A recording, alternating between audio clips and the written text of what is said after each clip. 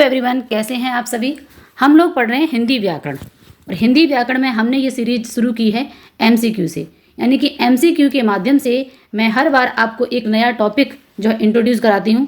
सिर्फ इंट्रोड्यूस ही नहीं कराती हूँ, उसे पूरी तरीके से समझा देती हूँ कि आप कुछ ही मिनटों में उस पूरे टॉपिक को समझ सकें अच्छे से। जहाँ आज आपके पास बहुत कम समय है तो उसके लिए मैंने बहुत ही शॉर्ट ट्रिक से इस वीडियो को तैयार किया है कि आप कुछ ही मिनटों में पूरा का पूरा चैप्टर समझ लें और इससे जितने भी रिलेटेड प्रश्न बने आप सारे के सारे प्रश्न कर पाएँ। तो मैं आज आपको इस पदबंध जो टॉपिक है इससे परिचित कराऊंगी और देखेंगे आप पदबंध नाम की जो समस्या है आपके जीवन से हमेशा हमेशा चली जाएगी।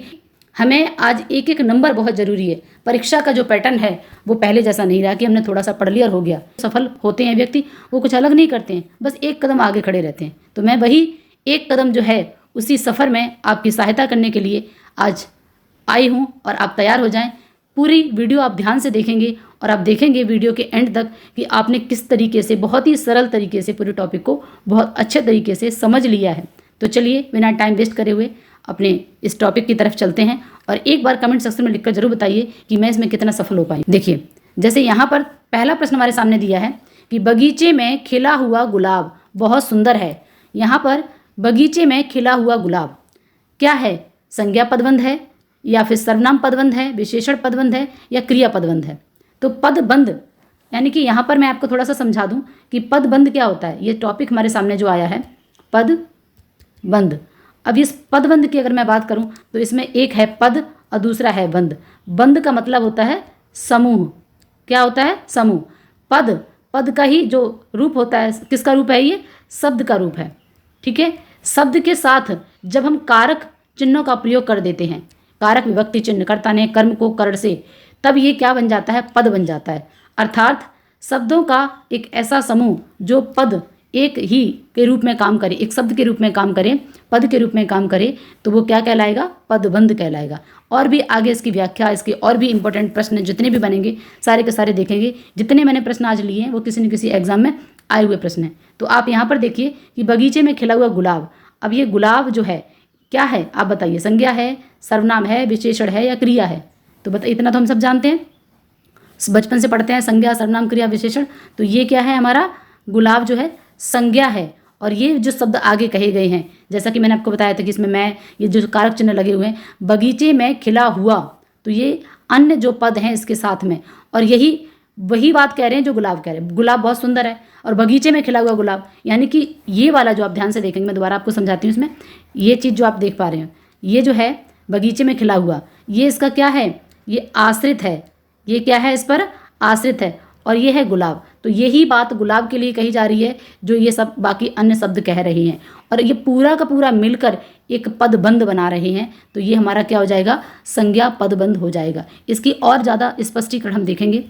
देखिए स्पष्टीकरण में, यहाँ बगीचे में खिला हुआ गुलाब पूरा पदबंध वाक्य में संज्ञा गुलाब के रूप में प्रयुक्त हुआ है।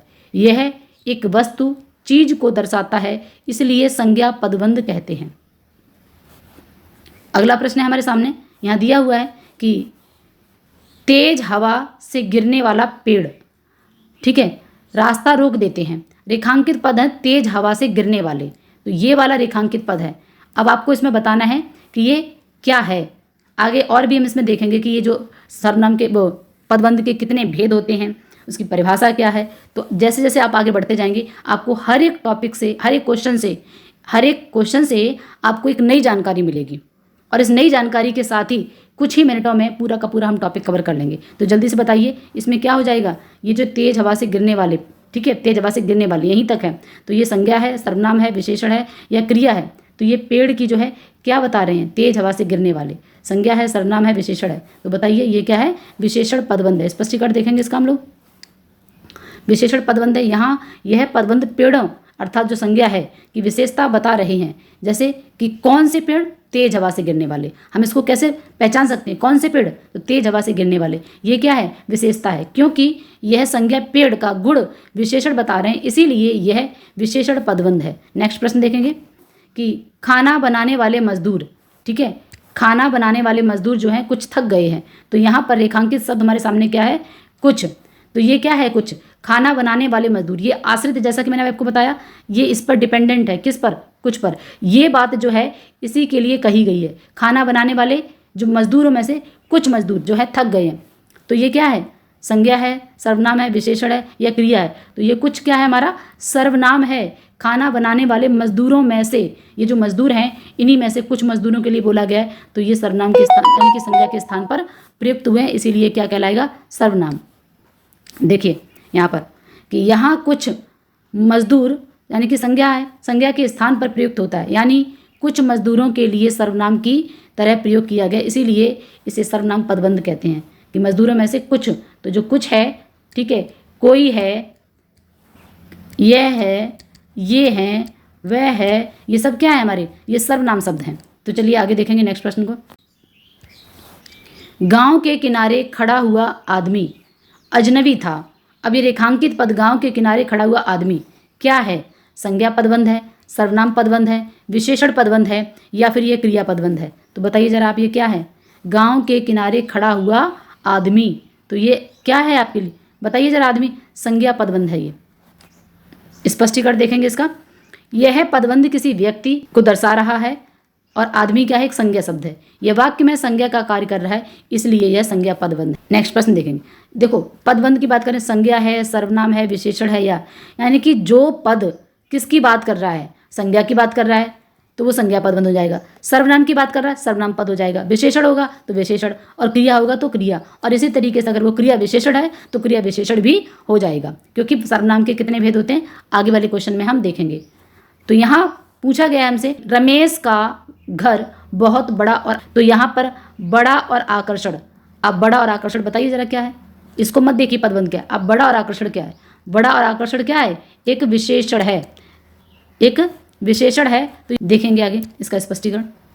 देखिए यहाँ पदबंध घर की, घर क्या है, संज्ञा शब्द है, की विशेषता बता रहा है। घर कैसा है, बहुत बड़ा और आकर्षण, ये विशेषता है बताने वाले शब्द हैं। कौन सा, बड़ा और आकर्षण, इसीलिए ये क्या बन जाएगा, विशेषण पदबंध बन जाएगा। नेक्स्ट प्रश्न देखिए। अब यहाँ पर मोस्ट इंपोर्टेंट प्रश्न आपके सामने आ चुका है कि पदबंध की सही परिभाषा कौन सी है। पदों के मेल से बनने वाला एक वाक्यांश जो वाक्यों में एक ही पद के समान कार्य करता है। दूसरा ऑप्शन है केवल एक शब्द का समूह जो वाक्य का निर्माण करता है। पदों के मेल से बनने वाला छोटा वाक्य जिसमें पूरी क्रिया होती है। पद और वाक्य का मिश्रण। तो इनमें से कौन सा ऑप्शन हमारा सही है? जैसा कि मैंने अभी आपको बताया था कि एक पद है और दूसरा उसके पदों को और भी उसके लिए आश्रित पदों की सहायता लेकर एक पूरा का पूरा पदबंध बनाता है, एक समूह बनाता है। तो ये क्या हो जाएगा, पदों के मेल से बनने वाला एक ऐसा वाक्यांश, वाक्य नहीं है, वाक्यों का अंश है जो वाक्य में एक ही पद का काम करे। मोस्ट इंपॉर्टेंट है, जैसा कि मैंने बताया, एक छोटा सुंदर लड़का, एक छोटा सुंदर लड़का। तो जो एक छोटा सुंदर किसके लिए आया, उस लड़के के लिए, जो लड़का है वही एक छोटा सुंदर लड़का पूरा का पूरा मिलकर एक कार्य कर रहा है। तो ये यहाँ पर एक पद के समान कार्य करता है, तो क्या बन जाता है, पदबंध बन जाता है। पदों के मेल से बनने वाला एक वाक्यांश जो वाक्य में एक ही पद के समान कार्य करे वह क्या कहलाता है, पदबंध कहलाता है। ये पद की अगर आपने इतनी बात समझ ली है पदबंध की, तो आपसे गलत प्रश्न नहीं होगा। यदि वह संज्ञा की तरह है तो संज्ञा पदबंध हो जाएगा। यदि वह सर्वनाम के साथ मिलकर उसके शब्द बना रहे हैं तो सर्वनाम हो जाएगा, विशेषण हो जाएगा, और क्रिया हो जाएगा, और क्रिया विशेषण हो जाएगा। नेक्स्ट, अब यहाँ पर दूसरा प्रश्न जो कि बहुत ही अति महत्वपूर्ण प्रश्न है हमारे प्रकारों से, क्योंकि यहाँ पर डायरेक्ट ये प्रश्न भी बन जाता है कि पदबंध के मुख्यतः कितने भेद होते हैं। तो पदबंध के मुख्यतः कितने भेद होते हैं, ये होते हैं आपके 5 मुख्य भेद होते हैं। ठीक है, संज्ञा पदबंध, सर्वनाम पदबंध, विशेषण पदबंध, क्रिया या फिर क्रिया विशेषण पदबंध। इस तरीके से यहाँ पर संज्ञा, सर्वनाम, विशेषण पदबंध, उपसर्ग, विभक्ति। तो ये भी हमारा क्या हो जाएगा, गलत हो जाएगा। विशेषण पदबंध, क्रिया पदबंध, उपवाक्य, संज्ञा, लिंग पदबंध, ये भी गलत हो जाएगा। केवल संज्ञा, तो ये भी गलत हो जाएगा। क्या हो जाएगा, संज्ञा के मुख्यतः 5 भेद होते हैं। संज्ञा पदबंध, सर्वनाम, तो आप इसमें देखेंगे थोड़ा सा मैं आपको बता दूं कि एक होता है हमारा विकारी। क्या होता है, विकारी। विकारी में क्या आता है, संज्ञा, सर्वनाम, ठीक है, विशेषण, और दूसरा क्या होता है, क्रिया। तो ये हमारे 4 क्या होते हैं, विकारी पद होते हैं। इसी तरीके से अव्यय अथवा अविकारी, जिसमें क्रिया विशेषण आता है, समुच्चय बोधक आता है, संबंध बोधक आता है, विस्मयादि बोधक आता है और निपात भी आता है। तो ये क्रिया विशेषण जो है वो हमारा क्या कहलाता है? अविकारी कहलाता है। क्या कहलाता है? अविकारी, या इसी को अव्यय कहते हैं। तो यही हमारे 5 मुख्य प्रकार हैं। आगे देखेंगे। देखिए यहाँ पर संज्ञा पदबंध, सर्वनाम, विशेषण और क्रिया, ये तो हमारे 4 क्या हो जाएंगे? विकारी। और क्रिया विशेषण क्या हो जाएगा? अविकारी। यही पदबंध के 5 मुख्य भेद होते हैं। तो हमने परिभाषा जान ली। परिभाषा से बनने वाले जितने भी प्रश्न होंगे आप आराम से करवाएंगे कि शब्दों का एक ऐसा समूह, ठीक है, जो एक ही पद का काम करे वो पदबंध कहलाएगा। कितने मुख्य भेद हैं? 5 मुख्य भेद हैं। नेक्स्ट प्रश्न देखेंगे। यहाँ पर दिया हुआ है कि शहर के कुछ दुकानदार लालची होते हैं। तो यहाँ पर शहर के कुछ, तो यहाँ पर दिया है कुछ के लिए। तो आपको बताना है कि कुछ, यहाँ पर रेखांकित पद क्या है? कुछ। संज्ञा है, सर्वनाम है, विशेषण है, कुछ। तो अभी मैं आपको बता चुकी हूँ कुछ क्या है? हमारा सर्वनाम है। यहाँ कुछ शब्द दुकानदार संज्ञा की गिनती संख्या का संकेत देते हैं। यह संज्ञा के स्थान पर प्रयुक्त हुआ, इसलिए सर्वनाम पदबंध कहलाएगा। बच्चों के लिए किताबें खरीदने वह बाजार गया। रेखांकित पद, बच्चों के लिए किताबें खरीदने, यहाँ से यहाँ तक हमारा ये रेखांकित पद है। तो ये क्या है? संज्ञा है, सर्वनाम है, विशेषण है या क्रिया है? तो बताइए जरा, खरीदना क्या है? क्रिया है ना। तो क्या हो जाएगा हमारा? क्रियापद। देखिए, वह पद, यह पदबंध कार्य क्रिया को दर्शाता है। किस लिए गया? किस लिए गया? इसको कैसे पूछेंगे? किताबें खरीदने के लिए। यह वाक्य क्रिया की तरह प्रयोग हो रहा है, इसलिए क्रिया पदबंध कहलाएगा। तो हमने सर्वनाम पढ़ लिया, संज्ञा पढ़ लिया, विशेषण पढ़ लिया, क्रिया पढ़ लिया, उसके प्रकार पढ़ लिए और परिभाषा पढ़ ली। आगे देखेंगे कि यहाँ पर मोहन धीरे धीरे चलते हुए स्कूल पहुँचा। पदबंध धीरे धीरे चलते हुए, यहाँ पर धीरे धीरे चलते हुए। तो आपको ये बताना है कि ये क्या है? ये संज्ञा है, सर्वनाम है, विशेषण है या क्रिया विशेषण है? तो ये हमारा क्या है? क्रिया विशेषण, क्योंकि चलना क्या है? क्रिया। और कैसे चलता है? धीरे धीरे। तो इसकी विशेषता बता रहा है। देखिए, क्रिया विशेषण पदबंध, यह पदबंध क्रिया चलना की जो है उसकी विशेषता बताता है। कैसे चला? धीरे धीरे चलकर, क्योंकि यह क्रिया का तरीका, गति बता रहा है, इसलिए यह क्रिया विशेषण हो जाता है। हम क्रिया विशेषण को भी जान लेते हैं। क्रिया विशेषण के 4 टाइप होते हैं, ठीक है। तो जैसे अगर हमें इसे पहचानना है कैसे, है ना, कितना, क्यों, कहाँ, इस तरीके से स्थानवाचक, कालवाचक, गुणवाचक, तो इस तरीके से हमने क्रिया विशेषण के जो है प्रकार पढ़ लिए। उम्मीद है कि आपने ये टॉपिक समझा होगा। एक बार कमेंट करके जरूर बताइए कि मैं आज अपने इस प्रयास में कितने सफल हुई। मिलते हैं नेक्स्ट टॉपिक, एक मज़ेदार टॉपिक में, इसी शॉर्ट ट्रिक के साथ, जो आपको पूरा का पूरा टॉपिक मैं आपको समझा पाऊँ। तब तक के लिए धन्यवाद।